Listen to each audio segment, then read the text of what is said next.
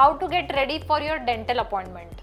Doctor please guide करा की जर मी व्हिजिट करते आहे डेंटिस्टकडे तर मी काय बेसिक प्रिपरेशन केलं पाहिजे.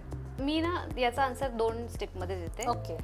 सगळ्यात आधी जेव्हा तुम्ही पहिल्यांदा फर्स्ट टाइम जेव्हा तुम्ही डेंटल व्हिजिट डेंटिस्टकडे जाताय तर सगळ्यात आधी तुम्हाला जी काही मेडिकल कंडिशन आहे, तुम्हाला डायबिटीज, हायपरटेन्शन किंवा तुमच्या काही ऑलरेडी गोळ्या चालू आहेत, मेजर काही सर्जरी झाली असेल, प्रेग्नन्सी असेल, तर या गोष्टींची कल्पना तुम्ही आधी तिथे द्यायची आहे. ओके.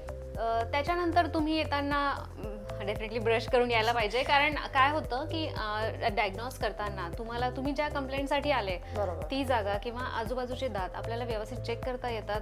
काही गोष्टी अननोटिस्ड जात नाहीत आणि आम्हाला इथे व्यवस्थित ऑब्झर्व करता येतं. जेव्हा तुमची ट्रीटमेंट प्लॅन्ड आहे आणि आता तुम्ही प्रोसिजरसाठी जाताय तर बेटर राहतं 1 ते 1.5 तास आधी काहीतरी जेवण केलेलं असावं. ओके. कारण मॅक्सिमम प्रोसेसमध्ये काय होतं, आम्हाला एनेस्थीसिया द्यावा लागतो, ज्याच्यामध्ये आपण 2 ते 3 तास ट्रीटमेंट नंतर तुम्हाला काही खायला ॲडवाईज नसतं. ओके. त्यामुळे तुम्ही ऑलरेडी व्यवस्थित जेवण केलेलं असावं.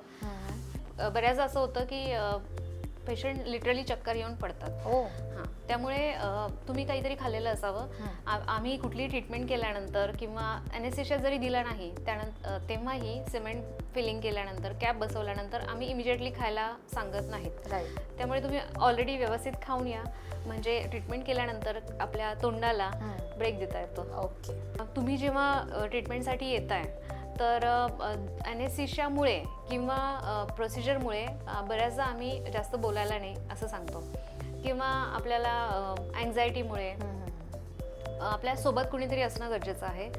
It is always preferable. कुणी नसेल तर आम्ही आहोतच, परंतु आपल्यासोबत जर कुणी असेल आणि अँझायटीमध्ये आपण एखादी गोष्ट विसरलो आपल्याविषयी किंवा काही इन्स्ट्रक्शन्स असतील आणि आपल्यासोबत कुणी असेल तर मग ते व्यवस्थित आपण त्यांना कन्वे करू शकतो.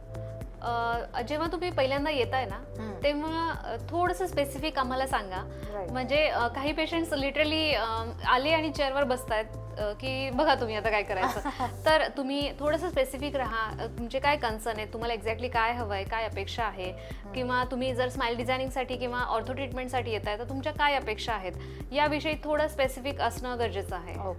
एकदम रिलॅक्स माइंडसेटने यायचं आहे. कारण अँझायटीमुळे नॉट ओन्ली तुमची डेंटल प्रोसिजर कॉम्प्लिकेट होते, तुम्हाला स्वतःलाही त्रास होऊ शकतो आणि ऐनवेळी आम्हाला ते सगळं मॅनेज करताना आम्हालाही त्रास होतो. त्यामुळे तुम्ही जेवढं रिलॅक्स याल तेवढी तुमची ट्रीटमेंट स्मूथली जाणार आहे. मी तुम्हाला मागेच सांगितलं आहे की आता सगळ्या प्रोसिजर्स ज्या आहेत त्या पेन फ्री आहेत. त्यामुळे तुम्ही रिलॅक्स यायचं आहे. त्यामुळे तुम्हालाही त्रास होणार नाही आणि सगळं काही स्मूथली ऑपरेट होईल. Dental treatments as you all know त्या बऱ्यापैकी लेंदी असतात. त्यामुळे जेव्हा ट्रीटमेंट चालू आहे काही पिरियडसाठी आम्ही ब्रेक देणारच आहोत तुम्हाला. त्यामुळे जेव्हा काम करतोय ना तेव्हा व्यवस्थित तोंड उघडून आम्हाला जे बघायचं आहे ते बघू द्या. तुम्ही जिभेने किंवा तोंड व्यवस्थित न उघडल्यामुळे आम्हाला ट्रीटमेंट करताना अडथळा येतो आणि मग तुमची ट्रीटमेंट खूप जास्त काळ चालते. तर ते तुम्हालाही खूप वेळ तोंड उघडणं तुम्हालाही त्रास देऊ शकतं आणि आम्हालाही.